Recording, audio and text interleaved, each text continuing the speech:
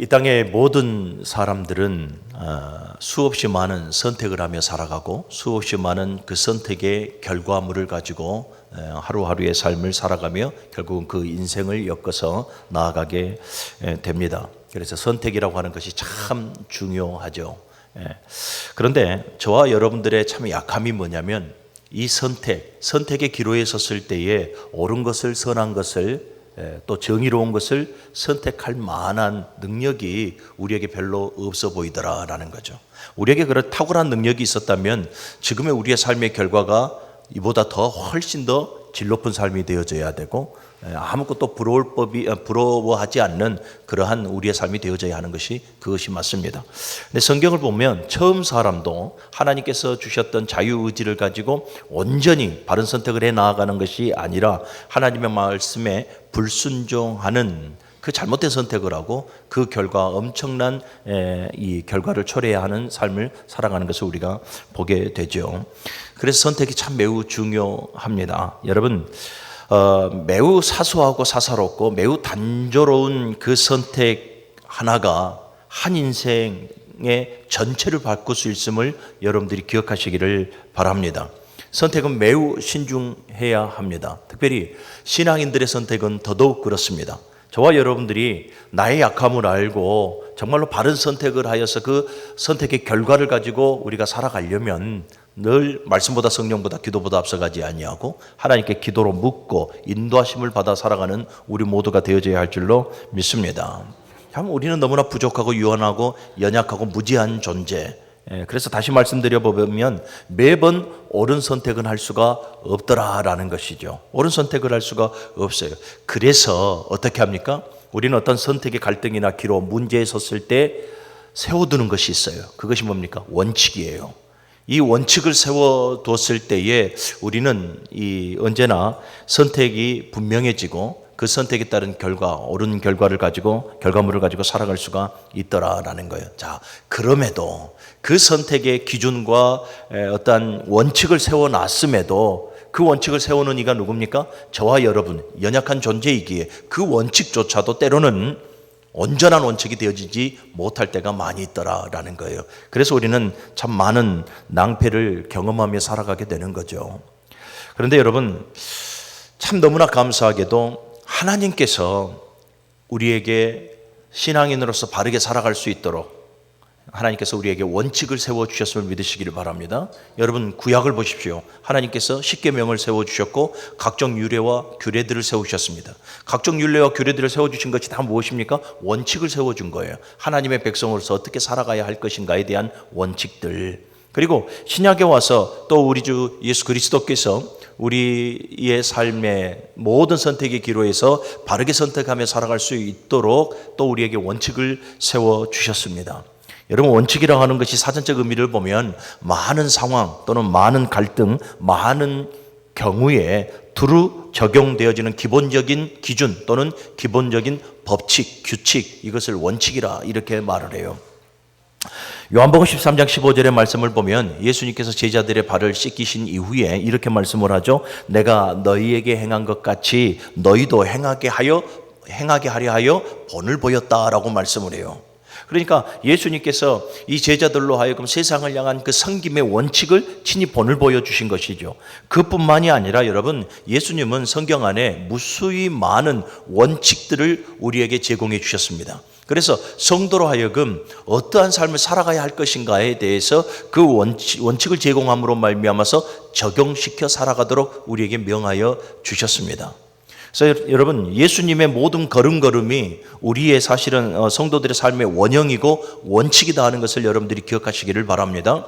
우리가 수요일날 지금 에베소서 강해를 쭉 나아가고 있는데요. 지금 에베소서에서 우리가 지금 거의 한 서너 달을 지금 무엇만 보고 있습니까? 성도의 교회 생활, 교회 안에서의 원칙과 교회 밖에서의 삶의 원칙, 에 대해서 우리가 쭉 지금 배우고 있지 않습니까? 또 여러분, 마태복음 5장을 보게 되어지면 산상수훈의 말씀을 기억해 보십시오. 이 산상수훈의 말씀도 마찬가지예요.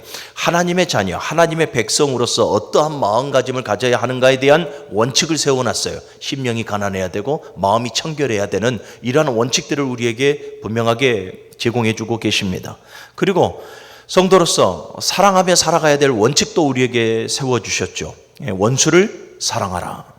원수를 사랑하라라는 거예요. 그리고 섬김과 겸손과 배려와 또 더 나아가서는 하나님의 말씀에 순종해야 하는 모든 원칙들을 주님께서 세워주셨고 친히 모든 것에 있어 우리에게 본을 보여주셨더라라는 거예요.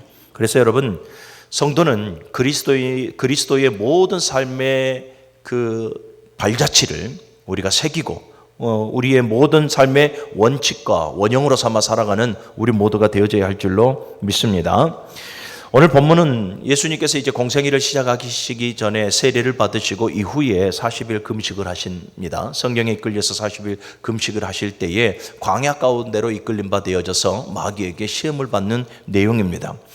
여러분, 예수님은 완전한 성정, 우리와 똑같은 성정을 가지고 계시는 육신의 몸을 입고 계셨죠. 그러니까 40일 줄이셨다라는 것도 예수님께 큰 괴로움이지만 지금 마귀가 시험하고 있다라는 것도 예수님께는 커다란 갈등이고 매우 위험한 기로에 서 있다 하는 것을 우리는 알아야 합니다. 그런데 이러한 시험 앞에 예수님은 승리하셨습니다. 아멘. 무엇으로 승리하셨을까? 쭉 오늘 본문의 메시지를 쭉 보니까 예수님은 예수님 나름의 원칙들을 세워놓고 계셨더라라는 거예요. 그래서 그 원칙을 세워놓으니 이 마귀의 그 시험 앞에서도 흔들리지 아니하고 옳은 것을 선택하고 선한 것을 선택하여 그 좋은 결과물들을 오늘 저와 여러분들에게 주고 계시다라는 거예요. 할렐루야. 자, 오늘 우리는 말씀을 통해서 예수님께서 우리에게 정해주시고 보여주신 이 성도의 삶의 원칙에 대해서 한번 배워보려고 합니다.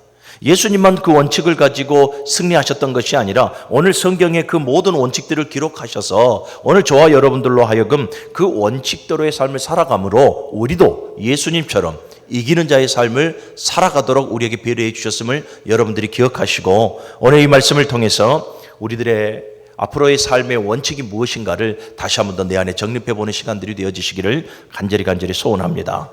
가장 먼저요, 우리 한번 따라합시다. 말씀으로. 아멘. 말씀으로 살겠다라는 원칙이 우리에게 이제 세워져야 합니다. 우리 3절과 4절의 말씀을 같이 한번 읽어봅시다. 3절과 4절입니다. 시작. 시험하는 자가 예수께 나와서 이르되 네가 만일 하나님의 아들이여든 명하여 이 돌들로 떡덩이가 되게 하라. 예수께서 대답하여 이르시되 기록되었으되 사람이 떡으로만 살 것이 아니요 하나님의 입으로부터 나오는 모든 말씀으로 살 것이니라 하였느니라 하시니. 아멘.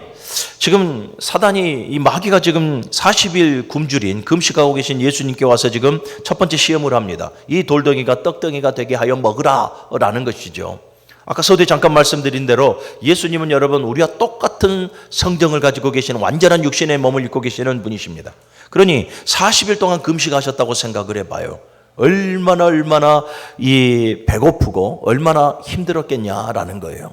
그런데 그러한 예수님께 지금 마귀가 와서 돌을 떡덩이가 되게 하여 먹으라 라고 지금 시험하고 있으니 예수님 입장에서 40일 금식한 예수님의 입장에서 보게 되어지면 굉장한 혹하는 말씀일 수도 충분히 있습니다. 그런데 예수님께서는 이렇게 대답을 하죠. 사람이 떡으로만 사는 것이 아니요 하나님의 입에서 나오는 모든 말씀으로 사는 것이라. 아멘. 여러분, 사람에게서 떡이라고 하는 것은 매우 중요합니다. 그렇잖아요. 우리의 육신, 우리의 삶을 지탱할 수 있는 동력이 되어지지 않습니까? 그런데 이 떡이라고 하는 것이 단순히 먹는 것만을 말하는 것은 아니겠죠. 오늘날로 보게 되어지면 우리 육신을 지탱할 수 있는 모든 의식주들을 말하는 거예요. 이러한 모든 것들을 택하라라고 지금 유혹을 하고 있는 것이거든요. 그런데 여러분, 그렇습니다. 이 떡, 곧 의식주는 우리의 육신에 있어서 매우 필요한 것이고 우리의 육신과 우리의 삶을 지탱할 수 있는 동력이 되어지는 것은 맞습니다만은 예수님의 관점에서 보니 사랑하는 여러분, 이 떡, 이 의식주는 우리의 영혼에 있어서 그렇게 크게 도움은 되지 못한다라는 거예요. 예수님께서는 지금 무엇을 보십니까? 우리의 나약한 육신의 삶보다는 우리의 영혼의 모습을 먼저 보는 거예요. 우리의 영혼의 모습을 보면서 하시는 말씀이 우리의 영혼에 필요한 것은 의식주 떡이 아니라 바로 하나님의 말씀이다라는 거예요. 이 말에 여러분 그 이면에는 무엇이 깔려 있습니까? 나는 떡으로 살아가는 존재가 아니며 나는 떡으로 하나님의 뜻을 이루는 존재가 아니라 오직 하나님의 말씀으로 말미암아 살아갈 존재다라는 것을 지금 예수님께서 선포하시는 거예요. 하나님의 말씀으로 살아가는 존재다라는 그 원칙을 세워놓으셨으니 오늘 이 40일 굶주림 앞에서도 이 마귀의 유혹에서 예수님께서 무너지지 아니하고 이 첫 번째 시험에서 승리할 수가 있었더라라는 거예요. 사랑하는 여러분, 성도도 마찬가지입니다. 저와 여러분들은요, 내 뜻대로 살아가야 될 존재가 아니라 하나님의 말씀대로 살아가야 될 존재라는 것을 여러분들이 늘 잊지 마시기를 바랍니다. 아무리 여러분 내 인생 하나를 펼쳐 나아가는데 내 뜻이 화려하고 완벽하다 한다 할지라도 여러분은 언제나 하나님이 오르신 분입니다. 그러니 사랑하는 여러분, 내 뜻이 아니라 오직 말씀으로 살겠다라는 이 여러분 신령한 원칙들을 세워놓고 하루하루의 삶을 살아갈 수 있기를 주님의 이름으로 간절히 축원합니다. 여러분, 왜 우리가 말씀으로 살아가겠다라는 이 원칙을 세워야 합니까? 여러분, 하나님의 말씀은 문자로 끝나는 것이 아닙니다. 성경에 기록되어 하나님의 말씀은 문자와 역사로 끝나버리는 것이 아니라 하나님의 말씀은 살아있는 말씀이고 이 말씀은 생명의 말씀이고 이 말씀은 곧 하나님이십니다. 여러분, 그래서 이 하나님의 말씀이 우리에게 주는 유익은 상상 이상입니다. 감히 우리가 상상할 수가 없습니다. 말씀이 주는 여러분 유익들을 한번 생각해 보십시오. 말씀은 여러분 내 영혼의 꼴입니다. 내 영혼의 양식입니다. 말씀의 고갈이 내 삶 가운데 오면 우리의 영혼이 피폐해질 수밖에 없습니다. 그래서 우리는 날마다 우리의 영혼의 양식인 이 하나님의 말씀을 늘 읽고 듣고 묵상하고 순종하면서 늘 이 로고스의 풍성한 말씀 속에 하나님의 레마의 말씀을 듣고 우리는 살아가는 주의 백성들이 되어져야 합니다. 그리고 또 말씀이 주는 유익이 또 무엇입니까? 말씀은 우리의 삶의 방향을 인도하십니다. 우리의 삶에 우리가 여러분 우리의 뜻대로 우리의 의지대로 우리의 열심대로 살아가다가 낭패의 길을 접어들어서 살아갈 때가 한두 번이지 않지 않습니까? 이럴 때마다 여러분 하나님의 말씀은 우리의 삶의 방향을 틀어줍니다. 그래서 시편 119편 105절의 말씀을 보면 하나님의 말씀은 내 발의 등이요 내 길의 빛이니이다 라고 고백하고 있는 거예요. 사랑하는 여러분, 하나님의 말씀을 붙드십시오. 그 말씀이 우리를 선한 길로 의의 길로 옳은 길로 생명의 길로 우리를 인도하시는 거거든요. 그러니 하나님의 말씀을 붙들고 오직 하나님의 말씀으로 삶을 살아가겠다라는 그 철저한 원칙을 세우시기를 바랍니다. 또 말씀이 우리에게 주는 유익이 또 하나가 있습니다. 그건 뭐냐면 바로 저와 여러분들을 변화시킨다라는 거예요. 저와 여러분들을 변화시킬 수 있는 능력이 여러분들 말씀 안에 있음을 믿으시기를 바랍니다. 여러분, 아까도 말씀드렸어요. 하나님의 말씀은 문자로 끝나는 것이 아니에요. 그냥 이스라엘의 역사로 기록되어 있는 말씀이 아니라 하나님의 말씀은 살아있고 하나님의 말씀은 여러분 운동력이 있어요. 그래서 히브리서 4장 12절의 말씀을 보십시오. 하나님의 말씀은 살았고 운동력이 있어 좌우의 날선 그 어떤 검보다 예리하여서 우리의 혼과 영과 및 이 관절과 골수를 찔러 쪼개기까지 하고 우리 마음의 생각과 또 뜻을 감찰하시나니 그랬어요. 그러니까 우리의 모든 일거수일투족, 우리의 생각, 우리의 계획, 우리의 마음, 우리의 모든 것을 꿰뚫고 보심으로 말미암아서 우리를 선한 길, 의의 길, 옳은 길로 인도하시는 것이 바로 하나님의 말씀임을 우리에게 지금 전해주고 있는 것 아니겠습니까? 디모데후서 3장 16절의 말씀, 우리 너무나 잘 아는 말씀이죠. 모든 성경은 하나님의 감동으로 기록된 것으로 교훈과 책망과 바르게 함과 의로 교육하기에 유익하니 이는 하나님의 사람으로 온전하게 하며 모든 선한 일을 행할 능력을 갖추게 하려 함이라. 여러분, 하나님의 말씀이 여러분 저와 여러분들의 삶을 변화시킨다니까요.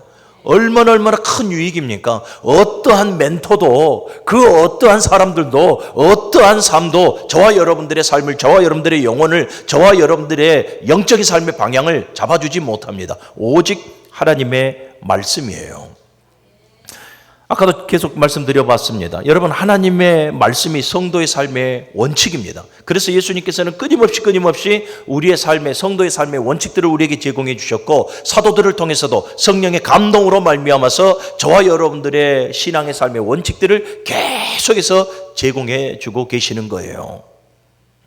사랑하는 여러분, 사도행전 2장을 보면 베드로가 이 공회와 유대인들 앞에서 설교를 하지 않습니까? 성령을 받았던 베드로 완전히 변화되어지는 모습을 봅니다. 공회 앞에 담대합니다. 그리고 담대하는 것으로 끝나는 것이 아니라 여러분 완전히 대설교가가 되어져 버리지 않습니까? 사도행전 2장을 보면 이 베드로 사도가 설교했던 것이 무엇입니까? 예수 그리스도의 죽음과 그리고 예수 그리스도의 십자가의 부활이에요. 십자가의 죽음과 십자가의 부활에 대해서 쭉 설교합니다. 그리고 여러분은 얼마나 단호하고 담대하게 그 앞에 서 있었던 이 공회의 유대인들 앞에서 이렇게 설교하지 않습니까? 너희가 십자가에 죽였던 예수를 하나님께서는 그리스도 되게 하셨도다. 여러분 얼마나 담대하고 얼마나 명쾌한 설교입니까? 자기가 죽을 수도 있는 그러한 상황입니다. 그런데 여러분 예수 그리스도의 십자가의 죽음과 그 부활과 너희들이 예수 그리스도를 십자가에 못 박아 죽게 하셨는데 하나님이 그리스도 되게 하셨다라는 이 담대한 선포, 이 설교로 말미암아서 많은 사람들의 마음이 뒤집어지기 시작합니다. 그래서 어떻게 합니까? 모두가 다 가슴을 치면서 어찌할꼬 자기가 자기 자신의 가슴을 치면서 하나님께서 우리에게 보내주시마했던 그 메시아를 우리가 십자가에 달아 죽였으니 우리가 어찌할꼬. 여러분 이 상황을 봤을 때에 베드로가 정말로 명설교가이기 때문에 사람들이 변화되어졌을까요? 하루에 3,000명씩 회개하고 돌아왔다라고 성경이 우리에게 증거해 주고 있지 않습니까? 베드로가 명설교가이기 때문에 그렇지 않아요. 베드로가 전한 하나님의 말씀의 능력이 있기 때문에 그래요. 하나님의 말씀의 능력이 있기 때문에 여러분 하루에 3,000명 그 말씀을 집중하고 귀담아 들었던 3,000명들이 변화되어져서 삶의 방향을 바르게 인도함 받더라라는 거죠. 이처럼 여러분 말씀이 우리에게 주는 유익은 상당합니다. 그러니 여러분 오늘 지금 이 순간부터 내 뜻이 아니라 내 방법이 아니라 이제 정말 하나님의 말씀에 집중하고 하나님의 말씀대로 살아가겠다라는 여러분 신앙의 원칙들을 세워 가시기를 주님의 이름으로 간절히 축원합니다. 두 번째 또 우리가 세워야 될 원칙이 있습니다. 우리 7절의 말씀 한번 또 같이 읽어볼까요? 5절에서부터 7절의 말씀입니다. 시작.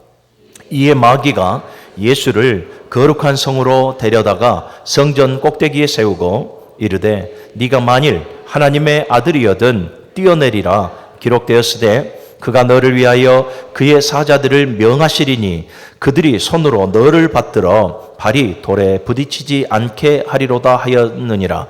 예수께서 이르시되 또 기록되었으되 주 너희 하나님을 시험하지 말라 하였느니라 하시니. 아멘. 두 번째 우리에게 주시는 성도의 삶의 원칙입니다. 우리 한번 따라합시다. 온전한 믿음. 온전한 믿음. 할렐루야. 온전한 믿음으로 내가 신앙의 삶을 살아가겠다라는 원칙을 세워두십시오. 목사님, 그러면 지금까지 우리가 믿음으로 살지 않았습니까? 우리 이렇게 질문해 볼 수가 있죠. 히브리서 11장 6절의 말씀을 보면 믿음이 없이는 하나님을 기쁘시게 할 수 없다라고 분명하게 말씀하고 있고 오늘 예배하는 우리 모두가 다 믿음 말하며 사실은 살아가는 성도입니다. 그런데 여러분 믿음이라 해서 다 같은 믿음은 아닌 것 같아요. 믿음에 여러분 신학적으로 보면 두 가지로 정의해 볼 수가 있어요. 하나는 뭐냐면 상대적인 믿음이 있고 하나는 절대적 믿음이 있어요. 상대적인 믿음이라고 하는 것은 무엇인가가 이루어질 때 믿는 것을 말하는 거예요. 나의 유불리를 계산하고 무엇인가가 이루어질 때 신뢰하고 믿는 것. 그런데 여러분 그것을 우리는 믿음이라 하지 않고 그것을 상식이라 말하죠. 절대적 믿음이라고 하는 것은 뭡니까? 하나님의 존재적 가치만을 보면서 믿는 거예요.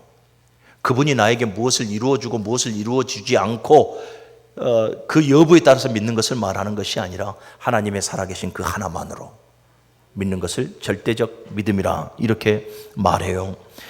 여러분 제가 온전한 믿음, 온전한 신뢰 앞에 온전하다라는 말씀을 드렸습니다.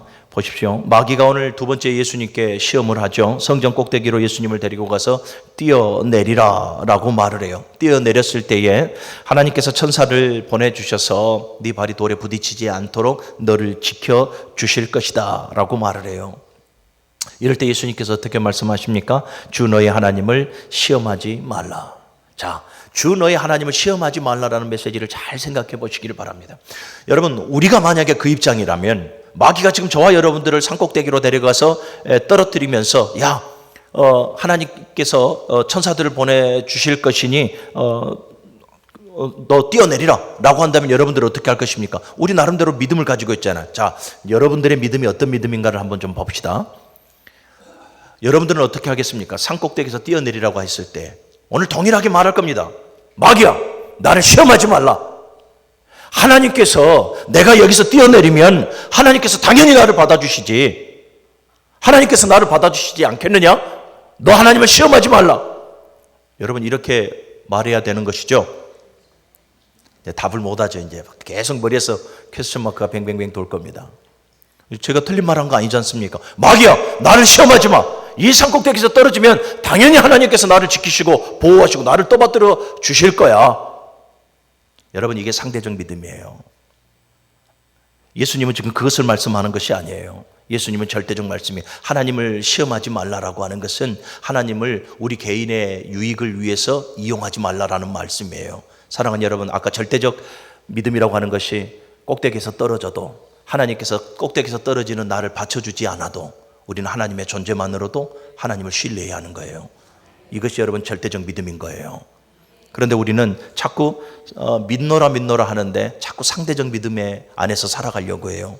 내 몸을 치료해 주지 않으면 내 믿음이 사그라지고 이 문제를 해결해 주지 않으면 믿음에서 자꾸 멀어지려고 하고 있고 다 이런 것이 뭡니까? 기복적인 신앙이고 상대적인 신앙이에요. 여러분 다니엘과 세 친구를 기억하십시오. 풀무불에 떨어졌을 때에 하나님께서 너를 구원하도록 기도해라. 그러니 다니엘과 세 친구들이 어떻게 말합니까? 그리하지 아니하실지라도 이 풀무불 뜨거운 풀무불 가운데 나를 구원해 주시지 아니하실지라도 우리는 구원의 하나님을 높이 찬양할 것이다. 할렐루야. 여러분 이것이 절대적 신앙이죠. 하박국 선지자를 보세요. 3장 16절 이하의 말씀을 보면 송아지가 없고 우리의 양이 없어도 없을지라도 나는 구원의 하나님으로 말미암아 기뻐하고 구원의 하나님을 높이 찬양할 것이다 라고 고백을 하지 않습니까? 없을지라도 우리는 여기까지 나가야 되는 거예요.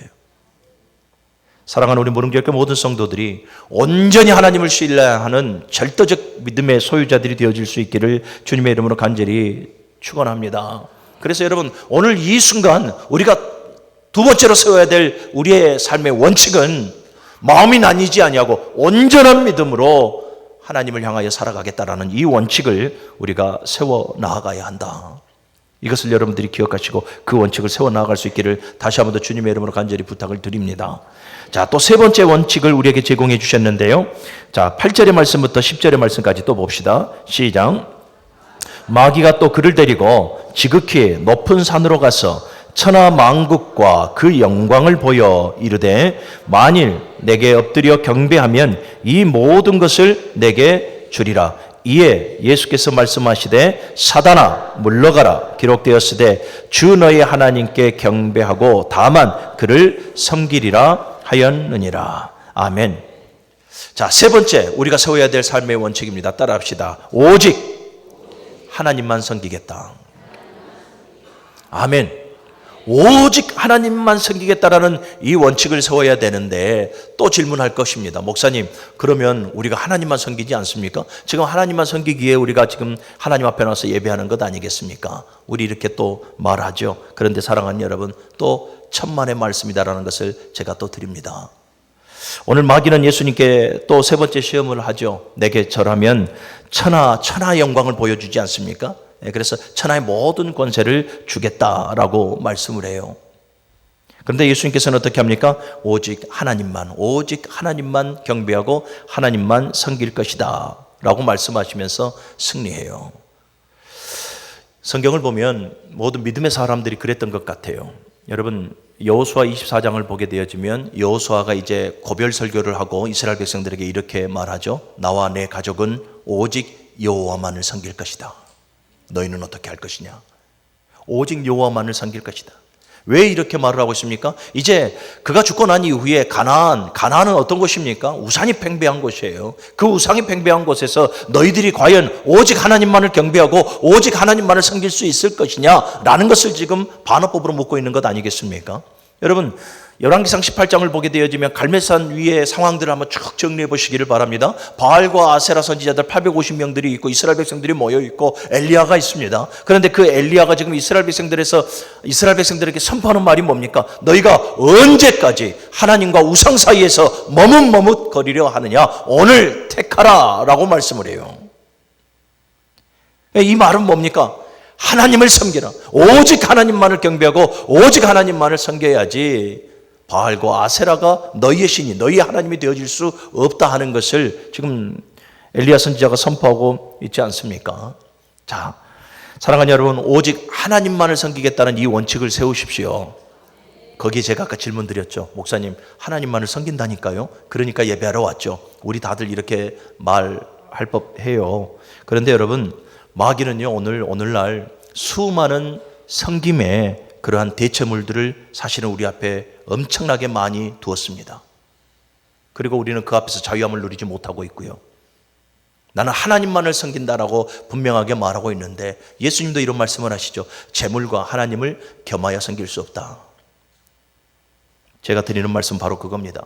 마귀는 수없이 많은 대체물들, 섬김의 대체물들을 우리에게 펼쳐놨어요. 그 중에 하나가 바로 물질이고 명예고 권세고 세상의 풍조들이에요. 그런데 여러분, 나는 아니겠지라고 말하지만 우리 자신을 냉정하게 한번 돌아보고 평가해 봐야 돼요.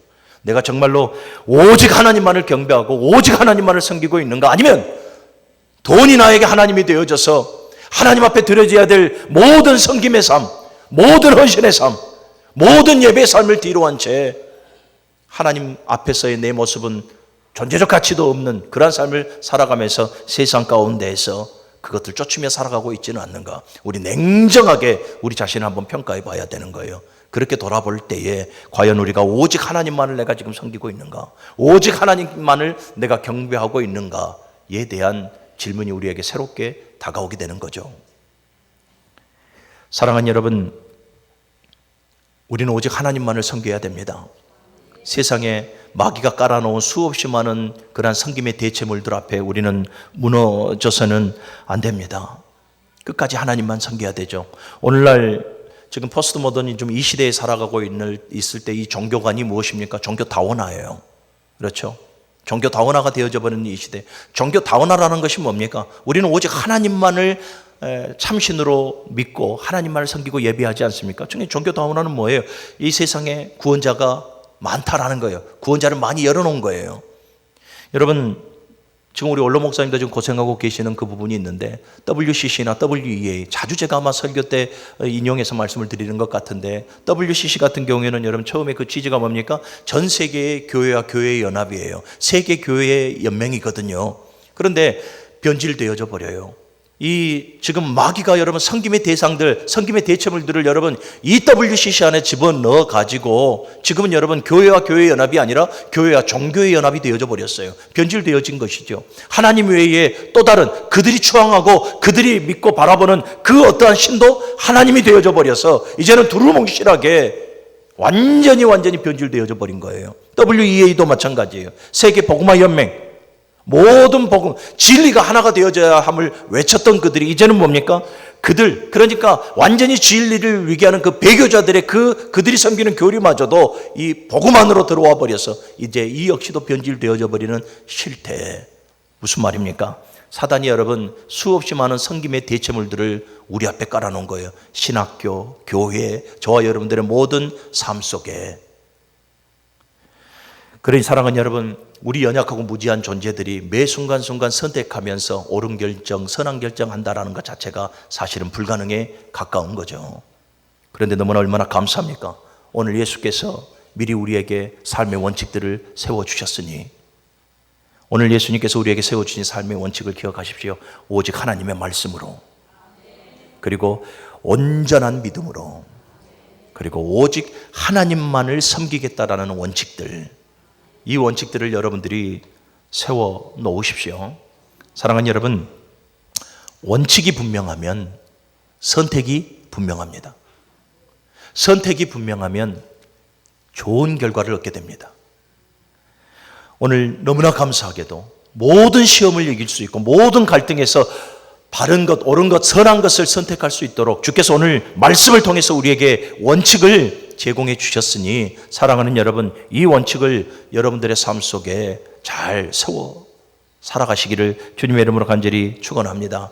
그럴 때에 우리는 이 마지막 때에 이기는 자의 삶을 살아갈 수 있으며 하나님께서 우리에게 주시는 은혜와 복을 마음껏 누리며 살아갈 수가 있는 거예요. 그러니 사랑하는 여러분, 이 오늘 주께서 세워주신 이 원칙들을 허투루 여기지 말고 여러분들의 모든 신앙의 한복판에 뿌리 내리게 세우셔서 바르게 이 원칙대로의 삶을 살아갈 수 있기를 주님의 이름으로 간절히 축원합니다.